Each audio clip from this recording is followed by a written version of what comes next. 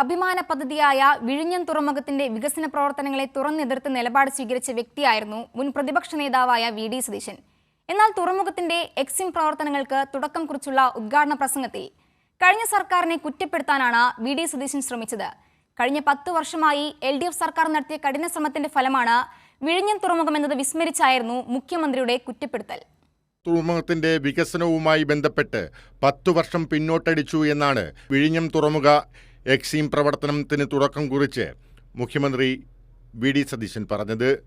നമ്മൾ കഴിഞ്ഞ 10 വർഷം നമ്മളത് മിസ് ചെയ്തു. ഞാൻ ഓർക്കുന്നു, റോഡ് കണക്ടിവിറ്റിയും റെയിൽ കണക്ടിവിറ്റിയും കൂടി കഴിഞ്ഞ 10 വർഷം കൊണ്ട് ചെയ്തു തീർക്കുമായിരുന്നുവെങ്കിൽ ഇന്ന് ഈ പോർട്ടിൻ്റെ കിട്ടുന്ന ഗുണത്തിൻ്റെ 100 ഇരട്ടിയായിരുന്നേനെ ഇപ്പോൾ ഇതിൻ്റെ കിട്ടുന്നതിൻ്റെ നേട്ടം. എന്നാൽ തുറമുഖ വികസനവുമായി ബന്ധപ്പെട്ട് LDF സർക്കാരിൻ്റെ കാലത്ത് അന്നത്തെ പ്രതിപക്ഷ നേതാവായിരുന്ന ഇന്നത്തെ മുഖ്യമന്ത്രിയുടെ നിലപാട് വ്യത്യസ്തമായിരുന്നു.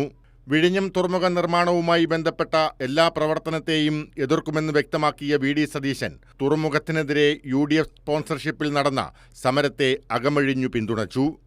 ഞാൻ അവിടെ പോയിരുന്നു, ആ സമരത്തിൽ പങ്കെടുത്തിരുന്നു. ആ സമരത്തിന് പൂർണ്ണമായ പിന്തുണ ഞങ്ങൾ നൽകി. ഈ സമരത്തിന് ഞങ്ങൾ പിന്തുണ നൽകും. ആ സമരത്തിൽ ഞാൻ തന്നെ നേരിട്ട് പോയി സമരപന്തലിൽ പോയി തന്നെ സംസാരിച്ച് എന്നെ അവർ ക്ഷണിച്ചിരുന്നു.